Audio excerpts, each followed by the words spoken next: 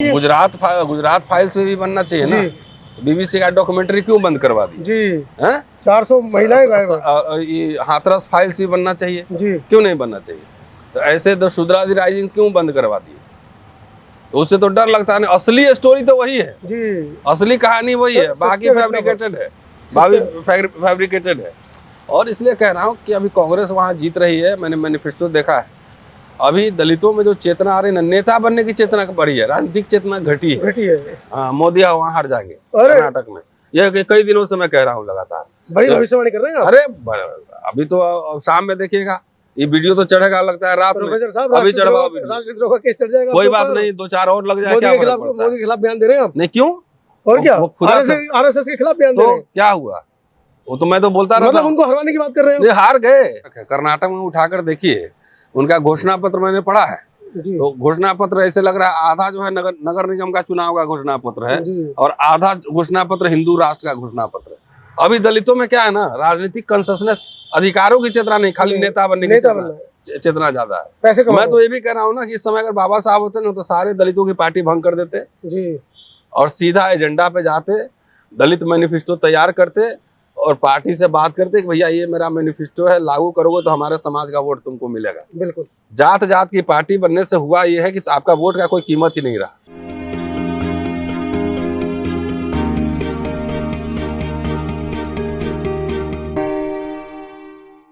आज दिल्ली में दलित महापंचायत, दलित गोलमेज सम्मेलन, मतलब महापंचायत तो पहले हो चुकी है, अब उसके बाद गोलमेज सम्मेलन चल रहा है।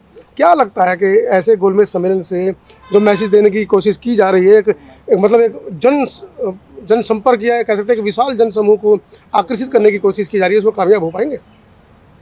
देखिए, गोलमेज सम्मेलन हो रहा है और इस तरह के बहुत सारे सम्मेलन हो रहे हैं, अच्छी बात है जी। ये सम्मेलन होते रहना चाहिए। और पहले तो ऐसे सम्मेलन होते रहे होंगे लेकिन लोगों को पता भी नहीं लगता होगा जी। लेकिन आप लोग का शुक्रिया है, कम से कम सम्मेलन होता है तो कम से कम हजारों लाखों लोग के बीच आप लोग पहुंचा देते हैं बात को। तो अलग अलग दिशाओं में अलग अलग लोग संगठन बना के कुछ न कुछ लगातार कर ही रहे हैं, तो समाज पे इसका प्रभाव पड़ रहा है, लोग समझ रहे हैं, लोग में जागरूकता आ रही है। अब चुनौती है कि 70 साल में जो भी अधिकार संविधान से हमें मिले, वो अधिकार धीरे धीरे इस मोदी राज में वो सारे खत्म हो जा रहे हैं, दलितों पे हमले बढ़ रहे हैं। ठीक है, तो अब सवाल है इसको रोका कैसे जाए। तो इसको रोकने के लिए कम से कम इस तरह के जो संगठन पार्टियां हैं, देखिए अमेरिका यूरोप में जो है ना एंटी कास्ट लॉ पास हो रहा है जी। और यहाँ बहुत लोग दांत पिजाए हुए हैं कि हिंदू राष्ट्र बनाएंगे, वर्ण व्यवस्था, जाति व्यवस्था लागू करेंगे। तो अभी तो सीधा और सीधा जो लड़ाई है वो मनुस्मृति बनाम संविधान की लड़ाई है।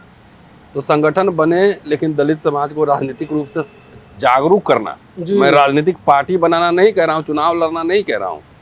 बहुजन पहुंचे सत्ता की तरफ। बहुजन सत्ता पे कैसे? बहुजन एजेंडा सत्ता पे पहुंचे, यही आप लोग गलत पूरा टर्मिनोलॉजी देते हैं ना जी। बहुजन तो नारा दे दे के इतना राजनीतिक चेतना आ गई कि 40 साल में सब कुछ लूट पीट के बराबर हो गया। जो भी मिला था वो भी खत्म हो रहा है। और बहुजनों के एजेंडा पार्लियामेंट के बहस का मुद्दा बने, ये है महत्वपूर्ण। कौन वहां जाए नहीं जाए, तो जात जात का नेता बना हुआ है, सबको एमएलए एमपी बनना है। तो भाई 545 ही सीट है ना जी, 545, तो सब जात का रिप्रेजेंटेशन दोगे तो सब जात तो 6000 जातियां हैं, तो कितना 6000 मेंबर है वहां पर नहीं। तो भाई हमारे समाज को ये सोचना चाहिए कि जमात का नेता बनाओ। बाबा साहब महार के नेता थे कि जमात के नेता थे पूरे? जमात के। तो जो भी लगे कि ये आदमी, मान लो कि मनोज जो है संसद में या विधानसभा में जाके हमारे मुद्दों को अच्छे तरह से आर्टिकुलेट करके बेहतर रख सकता है, बोल सकता है, ये टिकाऊ होगा, बिकाऊ नहीं होगा, तो ऐसे लोगों को तलाश करो। नेतृत्व तो ऐसे लोगों को करना चाहिए। अब ऐसे लोग का कई तरह के लेयर से विडम्बना है। हमारा पूरा जनरेशन जो है, जो ब्राइटेस्ट जनरेशन है, वो कोई पत्रकार नहीं बनना चाहता है ना, कोई बढ़िया वकील नहीं बनना चाहता है, कोई बढ़िया इंटेलेक्चुअल नहीं बनना चाहता है, कोई पब्लिक इंटेलेक्चुअल नहीं बन, सबको खाली बाबू बनना है। तो ये नशा भी तोड़ना पड़ेगा, उसको रास्ता दिखाना पड़ेगा कि भैया बाबा साहब ने जो हुक्मरान बनने का जो बात कही थी, तो उसकी तैयारी समाज को हुक्मरान बनना है, इसके लिए बहुत सारे इंटेलेक्चुअल चाहिए। जो थेवराय अब बजट अभी आता है, दलितों पे कोई चर्चा भी नहीं होती, दलितों के हिस्सों पे कोई चर्चा नहीं होती, कोई क्रिटिक करने वाला है। तो जनरेशन ऑफ इकोनॉमिक्स चाहिए हमें जी। अभी पूरे इकोनॉमिक्स ढूंढेंगे तो खाली सुखदेव थोरट साहब का नाम आता है। जी। बाकी बच्चे जो स्टीफन सिंधु SRCC JNU पढ़ रहे हैं, कहाँ चले गए, कहाँ चले जाते हैं? IIM पढ़ के आज निकल रहे हैं, कहाँ गए? IIT में तो सब लोग मिल के खाली नौकरी, सरकारी नौकरी जो कि अब है नहीं जी। 10 साल में धीरे धीरे वो इरेलेवेंट हो जाएगा, खत्म हो जाएगा। उसकी तैयारी में ज्यादा वक्त लगा रहे हैं। दलित संगठन तो सरकारी नौकरियां हैं नहीं, लेकिन वो तो एक रट्टा लगाए हुए हैं कि किसी तरीके से प्राइवेट सेक्टर में भी हमको रिजर्वेशन मिल जाए। नहीं, रिजर्वेशन सोल्यूशन नहीं है प्राइवेट सेक्टर। जी। हिस्सेदारी चाहिए निजी सेक्टर में, संपत्ति में हिस्सेदारी चाहिए, सरकारी ठेकों में हिस्सेदारी चाहिए। हिस्सेदारी की बात करो ना। रिजर्वेशन में जाओगे तो क्लर्क की नौकरी पे लगा देगा, वहां पर GM थोड़ी बनावेगा, वहां पे GM नहीं बनाएगा। तो आप हिस्सेदारी मांगो। इसके लिए नया जनरेशन जो नए 20-22 साल के लड़के, उसको तैयार करिए, उसके माथे में डालिए कि तुमको इंडस्ट्रियलिस्ट बनना है, तुमको 5,000 करोड़ का अंपायर खड़ा करना है, हैं? तो मिला जुला के नजर खाली वो बाबू बनने पे और उसमें से घूस कमाने पे, या घूस कमा के पकड़ा के जेल जाने पे। जी। एक बड़ा से बड़ा ऑफिसर जो है ना दिल्ली में, कह रहा हूँ, यही हाल राजनीतिक पार्टियों का भी है। नहीं, वही है जी। क्योंकि समाज ने उनको सवाल करने वाले लोग नहीं बनाए। जी। भाई हमें क्या है, हमें किसी से कुछ चाहिए नहीं, तो सवाल खड़े करते हैं ना। तो ऐसे बहुत सारे लोग होंगे। तो हमें अभी संडे सैटरडे के दिन भी इधर उधर जाके मुझे सब बात करनी होती है। अभी बैठ, मेरा काम है, मैं टीचर हूँ, मेरा काम रिसर्च करना है, पढ़ना है, पढ़ाना है, किताब लिखना है, आर्टिकल लिखना है। लेकिन बाकी लोगों ने अपना काम छोड़ दिया, तो हम जैसे लोगों को शनिचर इतवार को भी ये सब काम करना पड़ता है। प्रधानमंत्री जी के ऊपर क्या कहेंगे? मतलब एक देश का प्रधानमंत्री एक प्रदेश के लिए चुनाव प्रचार कर रहा है और साथ ही साथ अपने लिए एजेंडे भी तैयार कर रहे हैं। नहीं, प्रदेश के लिए चुनाव प्रचार करें, उसमें कोई आपत्ति नहीं है। वह MCD में भी चुनाव प्रचार करें, कोई आपत्ति नहीं है। लेकिन आप सीधा कहें कि देश के प्रधानमंत्री के रूप में प्रचार करने जा रहे हैं कि RSS के प्रचारक के रूप में करने जा रहे हैं। और सीधा अभी संदर्भ में कर्नाटक है। कर्नाटक में उठाकर देखिए, उनका घोषणा पत्र मैंने पढ़ा है। तो घोषणा पत्र ऐसे लग रहा है आधा जो है नगर निगम का चुनाव का घोषणा पत्र है और आधा घोषणा पत्र हिंदू राष्ट्र का घोषणा पत्र है। बस, इसके अलावा उसमें कुछ नहीं है। बजरंगबली आप वहाँ पे बजरंगबली को वहाँ जानता भी नहीं लोग, वहाँ नाम लोकल कुछ और है। तो बजरंगबली नाराज, दुखी हो गए इस बार। और राम जी और लक्ष्मण जी भी दुखी हो गए हैं। बोले हमें पूछा नहीं, इस बार हनुमान को ले गए। हनुमान दुखी हो इसलिए हो कि हमारे गुरु को नहीं लाए, हम अकेले क्या करेंगे। तो तीनों इस बार कर्नाटक में दुखी हो गए हैं, इसलिए उन्होंने अपना हाथ हटा लिया है। हाँ, और बोले कि मोदी वहाँ हट जाएंगे कर्नाटक में। ये कई दिनों से मैं कह रहा हूँ लगातार। बड़ी भविष्यवाणी कर रहे हैं। अरे अभी तो शाम में देखिएगा, ये वीडियो तो चढ़ेगा लगता है रात में। अभी चढ़वाओ, राजनीतिक का केस चढ़ जाएगा। कोई बात नहीं, 2-4 और लग जाए, क्या फर्क पड़ता है? मोदी के खिलाफ बयान दे रहे हैं आप? नहीं, क्यों? और क्या, RSS के खिलाफ बयान दे रहे हैं? क्या हुआ? वो तो मैं तो बोलता रहता हूं। मतलब उनको हरवाने की बात कर रहे हैं? हार गए, हरवाने की बात क्या कर रहा हूँ। तभी मैंने कहा, आज अभी एक टेलीविजन पे था कि अगर कांग्रेस जीत भी जाए तब भी EVM का मुद्दा हमारा बना रहेगा और इस पे हर समय बोलेंगे। जीते हारे इम्पोर्टेंट नहीं है, इम्पोर्टेंट है EVM पे हम लोग बोलते रहेंगे। समझ गए? लेकिन वहाँ पे केरला स्टोरी भी फेल हो रहा है। आपने एक देश का प्रधानमंत्री जहाँ जा रहा हो और बजरंगबली हनुमान चालीसा और पढ़ रहा हो और केरला स्टोरी की बात कर रहा हो, तो ये समझिए कि पूरे देश का जीता है सबके वोट से और EVM से। EVM का हेरा फेरी है ना भाई। 370 सीट का पार्लियामेंट में, ये सुप्रीम कोर्ट में केस चल रहा है ना अभी वीवीपैट का तबाह। केरला स्टोरी पर तो दलितों की भी बहुत सारी प्रतिक्रियाएं आई हैं। येदियुरप्पा जिन्होंने अपना स्तन काट के दे दिया था, उसकी फोटोज वायरल हो रही है। तो ऐसे मुद्दों पर फिल्म नहीं बनती है। गुजरात फाइल्स में भी बनना चाहिए ना। BBC का डॉक्यूमेंट्री क्यों बंद करवा दी जी?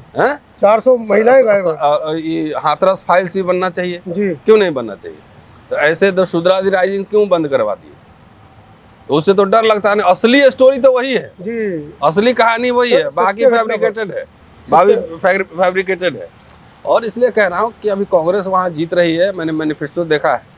अभी दलितों में जो चेतना आ रही है, नेता बनने की चेतना बढ़ी है, राजनीतिक चेतना घटी है। बाबा साहब इलेक्शन लड़ जीत के जितना काम किए कि ऐसे भी काम किए, आप मुझे बताओ पहले। बिल्कुल, मैं इतिहास का छात्र हूँ, इतिहास बता देता हूँ। वो प्रेशर बिल्डअप करके सारे अधिकार दिलवाए हैं जी। वो कांग्रेस कॉन्स्टिट्यूएंट असेंबली में कांग्रेस के इस पे गए थे रिकमेंडेशन पर, उनकी पार्टी तो जीती नहीं चुनाव। अब वहां जाके कांग्रेस से प्रेशर बिल्डअप करके सारे रिजर्वेशन, सारे फंडामेंटल राइट्स अब दिलवाए उसमें। अभी दलितों में क्या है ना, राजनीतिक कंसेशनस, अधिकारों की चेतना नहीं, खाली नेता बनने की चेतना।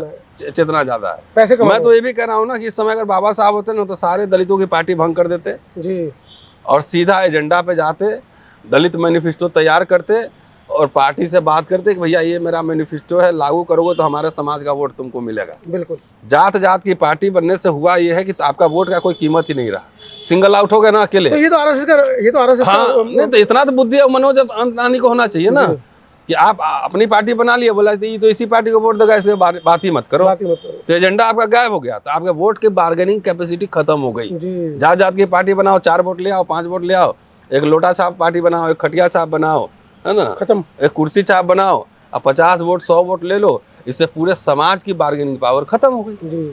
तो हमारी तो इंटरेस्ट है कि अगर बाबा साहब अभी होते तो पार्टी भंग करवा देते। आप बोलते कि दलित एजेंडा को आगे लाओ, एजेंडा नहीं है, किसी के पास कोई मैनिफेस्टो नहीं है जी। तो इस समय 2 धाराएं हैं, एक तो है ये दक्षिण पंथियों का है जी, और एक यूपीए है, एक एनडीए है। मैं दलित समाज को ये समझाना चाहता हूँ कि एजेंडा तय करो और एनडीए को हरवाओ और यूपीओ पे दबाव बनाओ कि हमारा एजेंडा भैया इसको लागू करो। बिल्कुल, तभी हम तो आपके साथ खड़े होंगे। हाँ, जितने भाजपा सरकार ने तो क्या 2024 में इसको क्रियान्वयन करा पाने में आप कामयाब हो पाएंगे? मैं कौन होता हूँ, मैं तो अदनास आदमी हूँ, समाज तैयार हो ना, हम तो कह ही रहे हैं। आप बुद्धिजीवी वर्ग हैं, एकदम तैयार होगा। आप निकाल के ला रहे हैं आपके बगैर मांगे हुए अभी कांग्रेस का मंथन शिविर हुआ छत्तीसगढ़ और मैनिफेस्टो देख लो कि सबका जो है SC ST और OBC का रिजर्वेशन बोला 75% करेंगे कर्नाटक में जी। तो अब मैनिफेस्टो में डाल दिया, आप समाज जागृत हो, आप सरकार जैसे बने पीठ पे चढ़ जाओ, लगाओ 75%। बिल्कुल, दबाव बनाओगे तब ना, सोचो घर में ही बैठे रहे और हमको सब कुछ मिल जाएगा, तो ये थोड़ी मिलने वाला है। तो अगर जो मैनिफेस्टो में डाला है उसके पीठ पे चढ़ जाओ कि भैया हम वोट दिए थे, मेरा मैनिफेस्टो लागू करो, हमारे 500 बच्चों को विदेश स्कॉलरशिप दो पढ़ने के लिए, तब तो कामयाब हो सकते हैं। तो ये सब एजेंडा में नहीं है, खाली भाषण देने से क्या होगा। अच्छा संगठन बन रहा है, बात विमर्श हो रहा है, सब ठीक है, लेकिन हमारे लिए जो मैं पॉलिटिकल आदमी हूँ, मैं नॉन पॉलिटिकल नहीं हूँ, लेकिन मुझे लगता है कि मेरे चुनाव लड़ने से ज़्यादा महत्वपूर्ण है कि दलित समाज का एजेंडा आगे आए, ठीक है, निजीकरण रुके, आरक्षण प्रोटेक्ट हो। इस मोदी सरकार ने जितनी सार्वजनिक संस्थाएं बेची हैं सबको वापस छीना जाए, अडानी अंबानी का राष्ट्रीयकरण हो, संपत्ति का, देश की संपत्ति है ये हो, भूमि का वितरण हो, सरकारी ठेकों में हिस्सेदारी मिले दलित पिछड़ों आदिवासियों को, ये एजेंडा है। मेरे एक चुनाव लड़ने न लड़ने से क्या फर्क पड़ता है, तो मेरी बात समझ रहे हैं? जी, जी, जी। तो ये हमारे बहुत सारे संगठनकर्ताओं नेताओं ने जनता को गुमराह किया 25-30 साल में जी। सबको नशा चढ़ा दिया है, देश का शासक बनना है, रहने को घर नहीं, सारा जहाँ हमारा जो मिला था वो भी खत्म हो रहा है, और शासक बन लोगे कच्छा पहन के जी, हैं? पहले कोट टाई सूट पहनाओ, पहले समाज में जो है कम से कम 1-2 हजार आदमी अरबपति बन जाए। देखिए पूरे दुनिया भर में हुआ इतिहास पढ़िए कि जिसका एक मिडिल क्लास बुर्जोजी तैयार होता है, इंटेलेक्चुअल स्कॉलर सब तैयार होते हैं, सवाल खड़े करते हैं, वही समाज लीड करता है, उसी के हिस्से में उसके अधिकार आते हैं। अमेरिका में ब्लैक सब ने कोई पार्टी बनाई जी नहीं है? नहीं। अमेरिका में जीव की कोई पार्टी है? उन्हीं पार्टियों में सुधार कर दिया उन्होंने। फिर बिल्कुल उन्हीं पार्टियों में जाके अपना एजेंडा सेट किया कि भाई ये हमारा एजेंडा है। तो आप देखो ब्लैक जो है हॉलीवुड में से लेके अपना राष्ट्रपति बने, सब राष्ट्रपति बना दिया, दौड़ा रहा है, पूरी दुनिया का सबसे बड़ा रेस जीत रहा है सब, बिल्कुल फुटबॉल जीत रहा है, रेस जीत रहा है, हॉकी सब जीत रहा है। तो यहाँ खाली नशा है MLA MP बनने का, हिस्सेदारी है ही नहीं। आपके बॉलीवुड में कोई है? अपना फिल्म इंडस्ट्री खड़ा करो ना, खाली साउथ से अब आ रहा है लोग, पार रंजीत वगैरह आ रहे हैं। इन नॉर्थ गोबर पट्टी में कुछ है? इन दलित लोगों के पास कोई विजन है कि अपना बेटा बेटी को एक्टर मॉडल बनाते हैं, जरा गिटारिस्ट बनाते हैं, म्यूजिशियन बनाते हैं, वो गीत लिखेगा। गीत से भी तो बदलाव आते हैं ना, पेंटिंग से भी तो बदलाव आते हैं। एक पेंटिंग स्केच खाली बना दिया जाता है तो उसमें FIR हो जाता है। तो पेंटर भी बनाना है, ये सब बनाना है और उसको बहादुर बनाना है। ये गिरफ्तार हो तभी पेंटिंग बनाते रहना है, पीछे नहीं हटना, गिरफ्तारी से नहीं डरना, नहीं डरना है, बोलते रहना है। तो बड़ी चर्चाएं और बड़े मुद्दों पर प्रोफेसर साहब ने आज के साक्षात्कार को टच किया है और मुझे लगता है कि जो बहुजनों के जो एजेंडे हैं, बहुजनों के जो मुद्दे हैं, वो बिल्कुल सही प्रोफेसर साहब ने कहा है कि हमें नेता बनने की जगह उन्हीं पार्टियों में अपने बहुजन एजेंडे को फिट करना चाहिए। बाबू जगजीवन नाम का नाम मैं ले रहा हूँ जी। जितना पार्टी हमारी अभी है, किसी का कोई मैनिफेस्टो है, कोई एजेंडा है? नहीं है, खाली संविधान हमारा एजेंडा, तब तो संविधान ही खत्म हो रहा है जी। बचा बाबू जगजीवन राम उसी पार्टी लैडर में रह के बाबा साहब के बाद बाबा साहब तो 56 में निर्माण हो गया, तो उस समय पूरा रिजर्वेशन इम्प्लीमेंट भी नहीं आया था, पूरा आइडिया भी नहीं आया था। जगजीवन बाबा साहब के परिनिर्वाण के बाद सारे पब्लिक सेक्टर यूनिट बने, बैंक का नेशनलाइजेशन हुआ कि नहीं हुआ? बिल्कुल हुआ। किसने किया? इंदिरा गांधी ने किया। जमींदारी उन्मूलन किया जी। उसी जगजीवन बाबू ने उसी लेटर में रह के और जितना तरीके से रिजर्वेशन इम्प्लीमेंट करवा के लाखों दलितों की नौकरियां सुनिश्चित करवाई, लाखों लाख। तब जो आज आंकड़े आप देख रहे थे कि इतने अफसर हैं और इतने ये है, तो कहाँ से आया? वहीं से। कहाँ? इसका जवाब दो ना, हुक्मरान खाली बनने से थोड़ी आया, हुक्का पानी कहने से नहीं आया। इसके लिए एक बौद्धिक विमर्श पैदा किया जाता है, मोरल प्रेशर। आर्थिक स्थिति थोड़ी अच्छी हुई तब बने, वही लोग गाली दे रहा है आजकल। जो जगजीवन बाबू के एफर्ट से जितने लोग नौकरी में आए, चाहे रेल में आए, चाहे पोस्टल में आए, आज भी सबसे ज्यादा है उसी में। बिल्कुल, बिल्कुल। आज भी है। उसी के बच्चे जो है ना, अब जीन्स और टी शर्ट पहन के आए हैं, पता ही नहीं है। वही गाली दे रहा है कि जगजीवन नाम गद्दार था, तो उसको पता ही नहीं कुछ।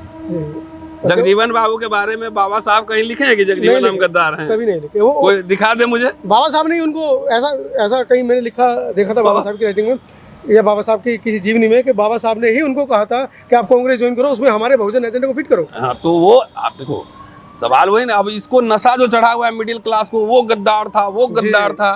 अरे तो शर्ट कहाँ से पहना है? बिल्कुल है? पिताजी को नौकरी मिली होगी ना, उसके बाद शर्ट आप पक्का मकान में रहे होगे, चमकते हुए मकान में। तो बाबा साहब का एक्सटेंशन जगजीवन राम है। इसको ऐसे दलित समाज जब तक नहीं समझेगा ना, तो हुक्का पानी करते रहोगे, हुक्का राम बन जाओगे, हुक्मरान नहीं बनोगे।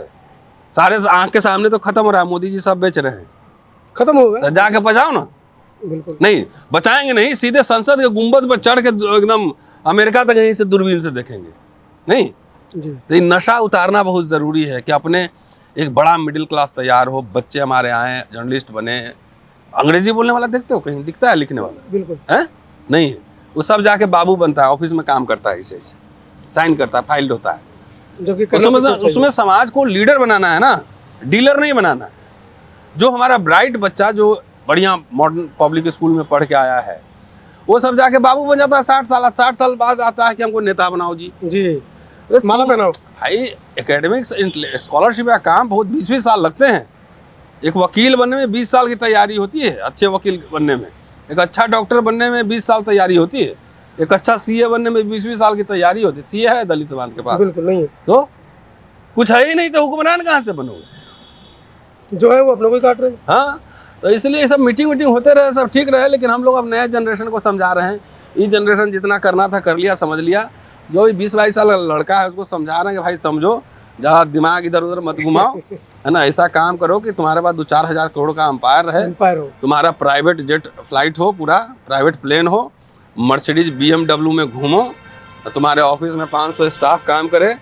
ऐसे हाई फाई लोग चाहिए, तब तो कुछ मजा है। मैंने कल एक इंटरव्यू किया है व्हाइट हाउस अमेरिका से जी, ठीक है जी। उन्होंने कहा कि 110 बिलियन डॉलर का मेरा प्रोजेक्ट है। लेकिन महाराष्ट्र सरकार को उतना बजट नहीं, उतना का मैं अकेले प्रोजेक्ट करता हूँ। व्हाइट हाउस में वो काम करते हैं, दिलीप मास के साथ जाके इंटरव्यू देख लीजिएगा। वैसे लोग ना चाहिए कि पता लगा कि 20,000 करोड़ का प्रोजेक्ट हम चला रहे हैं। ये हुआ जाके चिंदी चोर टाइप से ऑफिस में बहुत सारे लोग काम करते हैं, 10 रुपया घूस लेने के आरोप में जेल चले जाते हैं। तो कैसा समाज बनाना है ये तय करना है ना। तो अभी इन लोगों को जो हुक्मरान जिनको बनना है बनते रहे। हम अपने छात्रों को समझा रहे हैं, यंगस्टर को समझा रहे हैं कि हम ऐसा चाहते हैं तुम्हारे लिए भविष्य, तुम्हारे जेब में इधर से निकालो तो 10 MLA, उधर से निकालो तो 10 MP, ऐसा रहे, ऐसा बनो। सबको संसद में जाना क्यों जरूरी है? सब जेबी में 2-4 MLA MP ले घूमो। शुक्रिया।